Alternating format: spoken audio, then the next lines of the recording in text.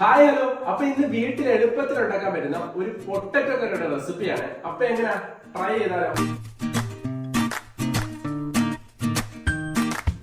ഏകദേശം 4 പേർക്ക് സെർവ് ചെയ്യാനായിട്ടുള്ള ഒരു റെസിപ്പിയാണ്. അപ്പോൾ ഒരു ഉരുളക്കിഴങ്ങ് നന്നായി പീൽ ചെയ്ത് ചെറിയ ഡൈസ് കഷ്ണങ്ങളായി കട്ട് ചെയ്ത് നമുക്ക് കുക്കറിലേക്ക് ഇടാം. അതിനൊപ്പം തന്നെ ഒരു ക്യാരറ്റ് ചെറുതായി കട്ട് ചെയ്തത്, 2 ബീൻസ് ചെറുതായിട്ട് ചോപ്പ് ചെയ്ത്, ഏകദേശം 1.5 സവാള ചെറുതായി സ്ലൈസ് ചെയ്ത്, അതിനൊപ്പം ഒരു 10 കൊച്ചുള്ളിയും കൂടെ ചേർത്ത്, ഒരു തക്കാളിയുടെ പകുതി ചെറുതായിട്ട് സ്ലൈസ് ചെയ്ത്, കൂടെ ഇതിലേക്ക് ഒരു 15-20 ഗ്രാം കണക്കാക്കി ഇഞ്ചി വെളുത്തുള്ളി പേസ്റ്റ് ആഡ് ചെയ്ത്, അതിനൊപ്പം ഒരു 2 പച്ചമുളക് നെടുവനെ കീറിയത് വിട്ട ശേഷം നമുക്കിനി ഇതിനകത്തോട്ട് പൊടി ഐറ്റംസ് ചേർത്ത് കൊടുക്കാം. അപ്പൊ ആദ്യം 1.5 ടീസ്പൂൺ ഉപ്പ്, 1 ടീസ്പൂൺ മഞ്ഞപ്പൊടിയും ചേർത്ത് 1 കപ്പ് വെള്ളവും ഒഴിച്ചതിന് ശേഷം നമുക്ക് നന്നായി ഒന്ന് ഇളക്കി വെള്ളം പരുവത്തിനാണോ എന്ന് ചെക്ക് ചെയ്തതിന് ശേഷം ഈ സമയത്ത് നമുക്ക് ചെറുതായിട്ടൊന്ന് ഉപ്പും നോക്കാം. അപ്പം പരുവത്തിനെല്ലാം ഓക്കെ ആയതിനു ശേഷം നമുക്ക് കുക്കർ ഒന്ന് വിസിലടിപ്പിച്ചെടുക്കുകയാണ്. ഏകദേശം ഒരു 6 വിസിലടിച്ചതിന് ശേഷം നമുക്കൊന്ന് കുക്കറിന്റെ പ്രഷർ പോയി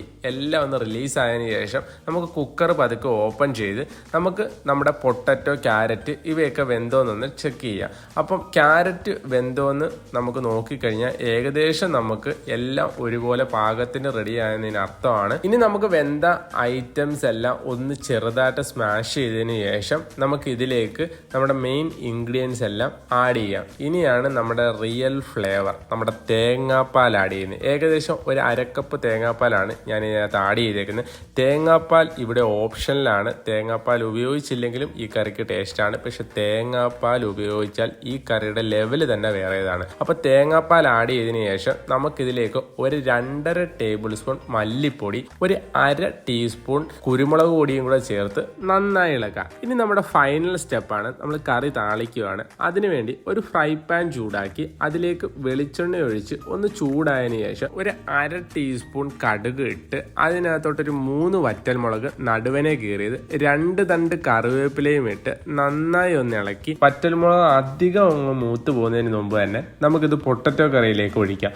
അപ്പൊ പൊട്ടറ്റോ കറിയിലേക്ക് ഒഴിച്ചതിന് ശേഷം നന്നായി ഒന്ന് മിക്സ് ചെയ്ത് എല്ലായിടത്തും മസാലയൊക്കെ ഒന്ന് സെറ്റ് ആയതിനു ശേഷം ഇനി നമുക്കിതൊന്ന് സെർവ് ചെയ്യാം. നമ്മുടെ വീട്ടിൽ നല്ല പൊറോട്ട, ചപ്പാത്തി, പൂരി, ഇടിയപ്പത്തിനൊക്കെ പറ്റിയ ഒരു കിടിലൻ കോംബോയാണ്. അപ്പൊ തീർച്ചയായിട്ടും ഇനി വീട്ടിലൊക്കെ ഒന്ന് ട്രൈ ചെയ്തിട്ട് നിങ്ങളുടെ എക്സ്പീരിയൻസും ഫീഡ്ബാക്കും ഒക്കെ ഷെയർ ചെയ്യുക. അപ്പൊ താങ്ക്സ് ഫോർ വാച്ചിങ്. മറ്റൊരു റെസിപ്പിയുമായി വീണ്ടും കാണാം.